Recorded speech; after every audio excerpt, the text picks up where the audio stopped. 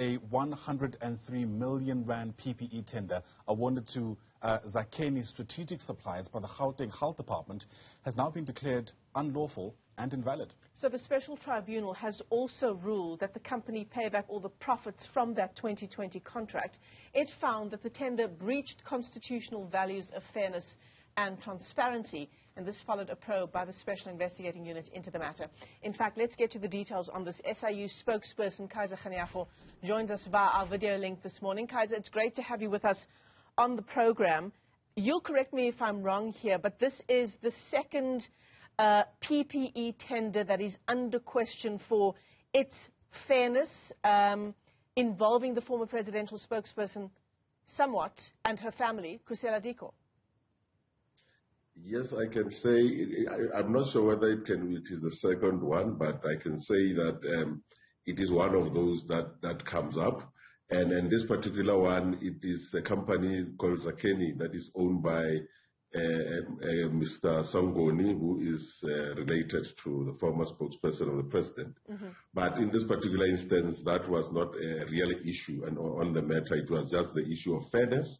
And we found that this contract was done in a way that did not follow procurement processes. For an example, what we found is that they submitted a quotation. Zakheni submitted a quotation to the department on the 19th of April 2020, and then the following day they were given a contract of 103,770,000, without following any process, and that for us was clear that it goes against the Constitution. Right. So you're saying it's got nothing to do with the fact that this company and the owner of this company is related to Khusela Diko, the issue of fairness and transparency that you've just outlined?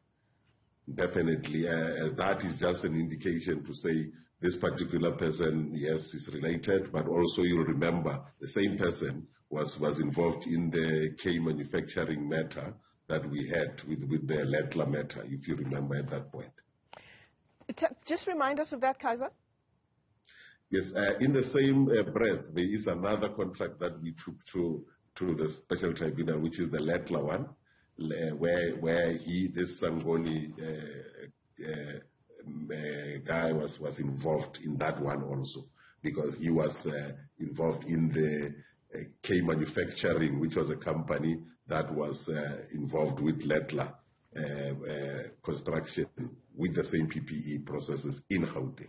And this is the company Zakheni, in this issue that we're discussing this morning, the company Zakheni Strategic Supplies, owned by Themible Sangoni, who you've just mentioned, is also cited in connection with a different tender process as well. So Kaizer, insofar as the issue of fairness and transparency is concerned, the tender has been declared unlawful now, but how much further does it go insofar as the processes and the people who are behind actually approving that tender in, as you say, 24 hours' time? Yes, what will then happen from here is that, let me go backwards. When we got involved in this particular investigation, the department had not paid the whole amount. Mm-hmm. Therefore, what we then did was to stop the payments that were supposed to be done, and I think at the time they were paid about 80-something million rand, and therefore the other amount was not paid. Therefore, from this one, what we are going to do, we are going to take their documents and check how much they paid for the PPE that they delivered, and anything else becomes profit. Then we want it back, and that at that point that becomes a debt, and we have got to recover it from the owners of this, from this company and its owners. Mm. And then in terms of criminality, where we find criminality, we then refer, as I always say. But you need to also understand that there is, for the people who were involved, who were in the department, like the former CFO, there is a separate case that we are dealing with, which is also before the tribunal, to deal with the involvement of the former CFO, Ms. Zakheni, which we are dealing with, and it involves all of these contracts that are involved. Kaizer, you'll forgive me for my parochial question here, but speaking as someone who doesn't work in the industry that you are in, you've talked about the 80-something million that was paid at the time when the SIU got involved with the story. The tender as a whole, 103 million. When the SIU got involved, 80-odd million had already been paid. When you say that Themible Sangoni now has to pay back all the profits earned from this tender, does it mean it's the 80 million that was paid out to him plus additional funds? No. The court looked at this and they then looked at fairness because delivery has happened.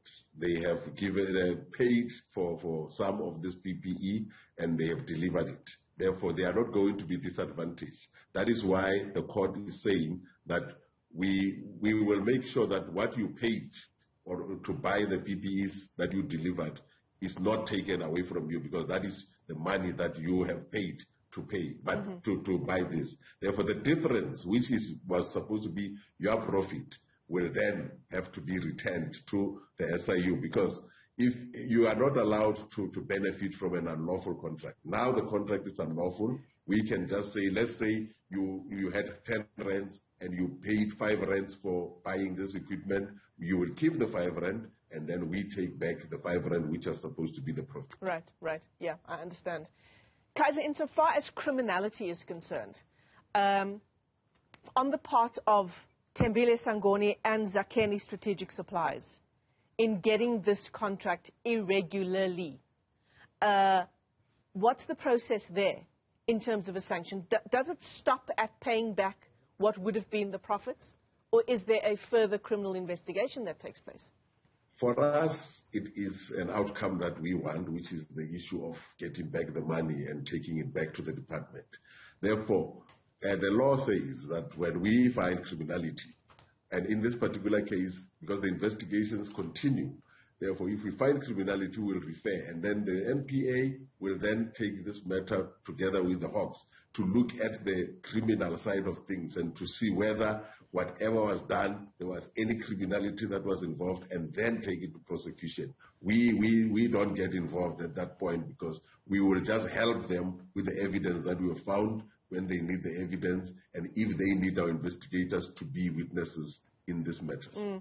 But would you agree that we need a special focus on that, looking specifically into whether criminality was involved so that we can root it out, given the context we're in South Africa, so far as corruption is concerned?